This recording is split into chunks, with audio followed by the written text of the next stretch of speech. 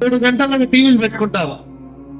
అమ్మలు, అయ్యలు, పిల్లలు మొత్తం సకుటుంబ సపరివార సమేతం పెట్టుకుంటారు. ఎందుకు పెట్టుకుంటారు 7 గంటలకు టీవీ? ఎందుకు వదరా? సీరియల్. అమ్మగారికి సీరియల్ అంటే మహా ఇష్టం. కూర్చుంటా సీరియల్ చూస్తుంటా. పక్కన ఏం కొంపలు మీరు కూడా అర్థం కాదు. అర్థమవుతుందా? చూడరు. సరే ఇంకా అన్నం పెట్టుకుంటాను మధ్యలో. ఎందుకంటే లేచి ముందు అన్నం రెడీ చేసి పెట్టుకుంటారు. ఇక్కడ లేకపోతే మళ్ళీ మిస్ అయ్యిందంట. సరే కూర్చుంటా. అమ్మగారు అన్నం పెడతారు. అమ్మగారు కూడా కలుపుకుంటారు.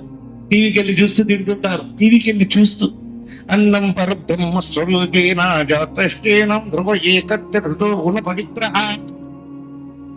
అన్నం పరబ్రహ్మ స్వరూపం, అన్నం దైవాంశ సంభూతం, అన్నం అల్లా ఇచ్చినటువంటి ఒక మహా నైవేద్యం.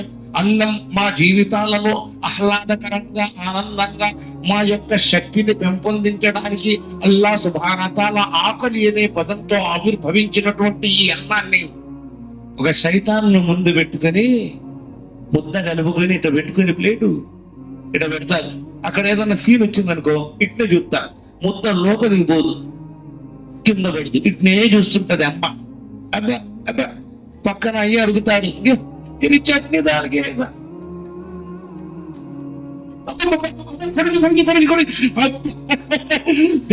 सास की क्या मारती है कि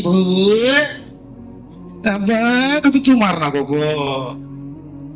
क्या అంటే నువ్వు కొట్టాలనే ఎంత ఆశ. ఆమె చచ్చిపోయి బాగుపడింది, లేకపోతే నీ చేతుల్లో తప్పేవాడు. నేను ఇది ఎందుకు అంటున్నానంటే, మా జీవితాలలో ఆధ్యాత్మిక చింతన, ధార్మిక బోధన లేకపోవడం వలన దునియాతో అటాచ్మెంట్ అయ్యి మా జీవితాన్ని నాశనం చేసుకుంటాం. అల్లా యొక్క ఆగ్రహానికి లోను